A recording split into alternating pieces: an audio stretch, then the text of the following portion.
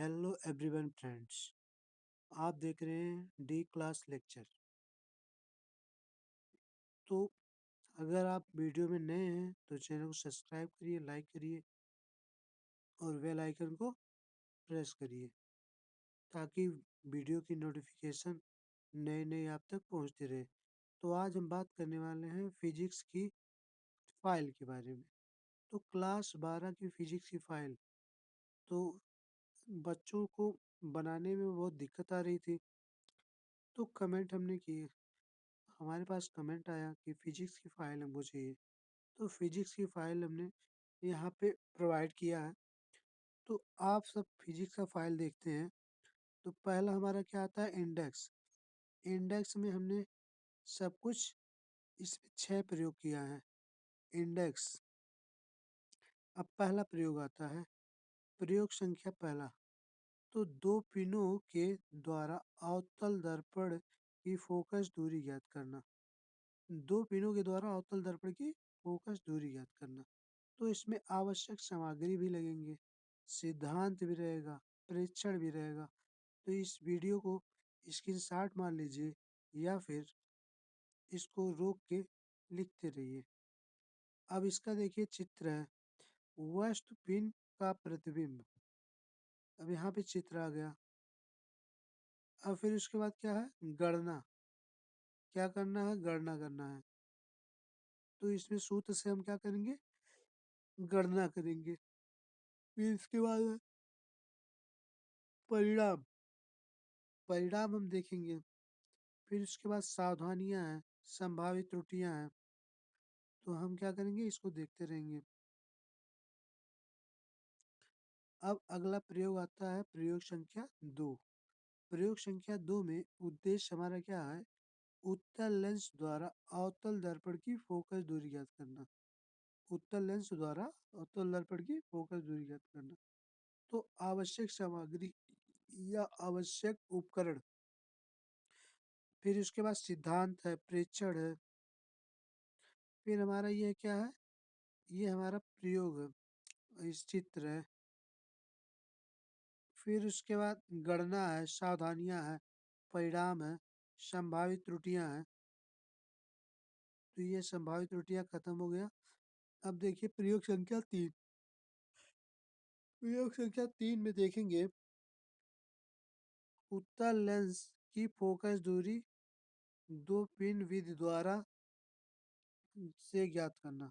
मतलब दो पिन के द्वारा उत्तल लेंस की फोकस दूरी ज्ञात करना। तो इसमें आवश्यक उपकरण, सिद्धांत, प्रेक्षण। तो यह हमारा फिगर हो गया। इसके बाद गणना। गणना हमको क्या करना है, उसका माध्यमान निकालेंगे हम। फिर परिणाम आता है, फिर संभावित त्रुटियां और सावधानियां आती है। अब देखिए अगला प्रयोग संख्या 4। प्रयोग संख्या 4 में उद्देश्य। उद्देश्य हमारा है और आवश्यक उपकरण, सिद्धांत। फिर हमारा यहाँ पे देखेंगे दो फिगर है।